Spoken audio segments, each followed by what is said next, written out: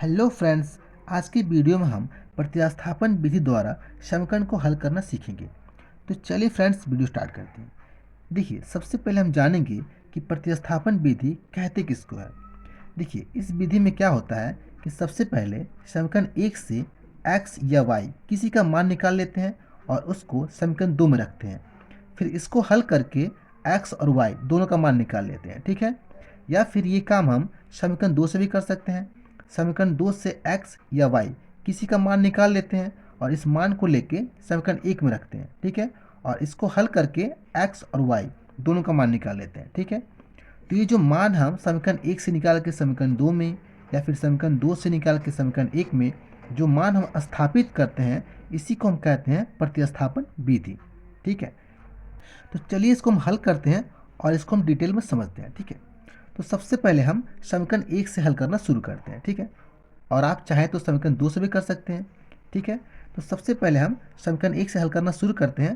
तो यहाँ पे लिखेंगे हम कि समीकरण एक से, यहाँ पे लिखेंगे हम समीकरण एक से, ठीक है। समीकरण एक से x या y किसी का भी मान निकाल सकते हैं, ठीक है। तो हम समीकरण एक से x का ही मान निकाल लेते हैं। तो यहाँ पे लिखेंगे हम कि x बराबर, देखिए, जिसका मान निकालना होता है उसको हम बराबर के एक साइड और बाकी सबको क्या करते हैं, हम दूसरे साइड करते हैं, ठीक है।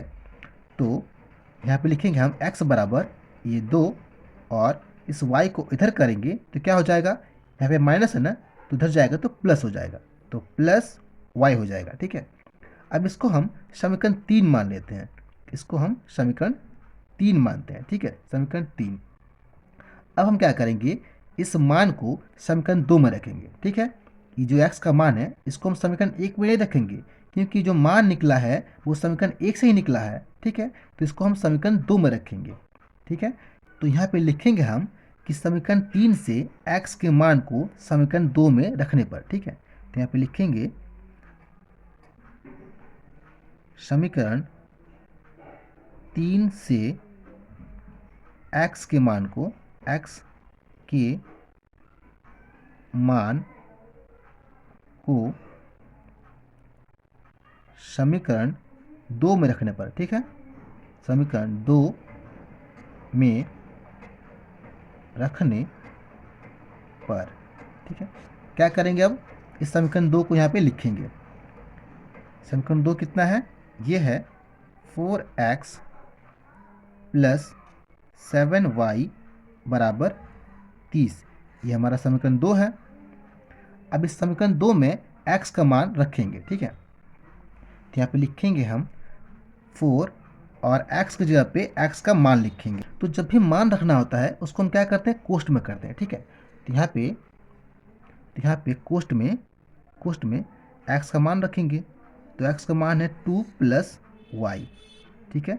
इसके बाद ये प्लस फिर 7y और बराबर 30, ठीक है।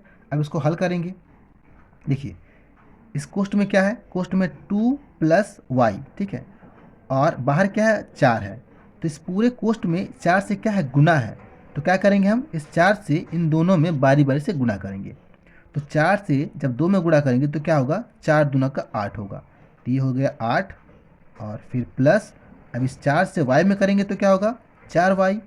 तो 4y, अब ये प्लस और ये 7y बराबर 30, ठीक है। अब इसको आगे हल करेंगे। देखिए, जब आगे हल करेंगे तो क्या होगा, ये 4y अब प्लस 7y दोनों को जोड़ेंगे तो यहाँ भी y है और यहाँ भी y है। यहाँ पे 4y, यहाँ पे 7y, दोनों समान राशि के हैं तो दोनों आपस में जुड़ जाएंगे, ठीक है। तो क्या होगा, यहाँ हो जाएगा 8 प्लस 4 और 7 11, ठीक है। 7 4 11, 11y और ये बराबर 30, ठीक है। अब हम क्या करेंगे कि y का मान निकालना है तो y को इधर रहने देंगे और बाकी सबको इधर करेंगे, ठीक है। तो ये हो जाएगा 11y बराबर, इस 8 को इधर करेंगे तो ये प्लस है ना तो माइनस हो जाएगा। तो इसको लिखेंगे हम 30 और माइनस, ये 8 इधर आएगा तो माइनस हो जाएगा, तो -8, ठीक है। अब हम क्या करेंगे कि इस 30 में से 8 को घटाएंगे, ठीक है। तो 11y बराबर, देखिए 30 में से 8 घटाएंगे तो कितना हो जाएगा, 22 हो जाएगा, 22। ठीक है, अब हमको क्या करना है, y का मान निकालना है। तो देखिए इस 11 में y में क्या है, गुना होता है, इन दोनों में आपस में क्या है, गुना है। और इस 11 से इस 22 में क्या भाग है। तो जब हम y का मान निकालेंगे तो y बराबर लिखेंगे, y बराबर 22, ठीक है, और बट्टा ये 11 हो जाएगा, क्योंकि देखिए इन दोनों में क्या है, गुना है, और इस 11 से 22 में क्या है, भाग है। ठीक है, तो जब 11 को इधर लेकर आएंगे तो ये बट्टा में हो जाएगा। अब इसमें भाग देंगे तो क्या हो जाएगा, 22 में 11 से भाग देंगे तो क्या होगा, 11 दूना का 22, यानी कि यहाँ पे 2 होगा। तो y बराबर 2। अब ये हमारा y का मान हो गया। अब क्या करेंगे हम, अब इस मान को यहाँ पे समीकरण 1 या 2, ठीक है, यहाँ पे समीकरण 1 या 2 किसी में भी रख के हम x का मान निकाल सकते हैं। ठीक है, तो यहाँ पे समीकरण 1 से ही हमको x का मान निकालने में इजी होगा, इसलिए y का मान हम समीकरण 1 में रखेंगे और इसको हल करके x का मान निकालेंगे। ठीक है, तो यहाँ पे हम नीचे लिखेंगे, यहाँ पे लिखेंगे हम y का मान, यहाँ पे लिखेंगे y का मान समीकरण 1 में रखने पर, ठीक है। इसके बाद से समीकरण 1 को यहाँ पे लिखेंगे। तो समीकरण 1 क्या है, समीकरण 1 है x माइनस वाई बराबर 2। ये हमारा समीकरण 1 है। ठीक है, तो इसमें हम y के मान को रखेंगे, तो यहाँ पे लिखेंगे हम x माइनस वाई बराबर कितना है, 2 है ना, तो 2 और ये बराबर ये 2। ठीक है, अब हम क्या करेंगे, x का मान निकालना है हमको, तो x को हम यहीं रहने देंगे और बाकी सबको बराबर के इस साइड करेंगे। ठीक है, तो यहाँ पे लिखेंगे कि x बराबर ये 2।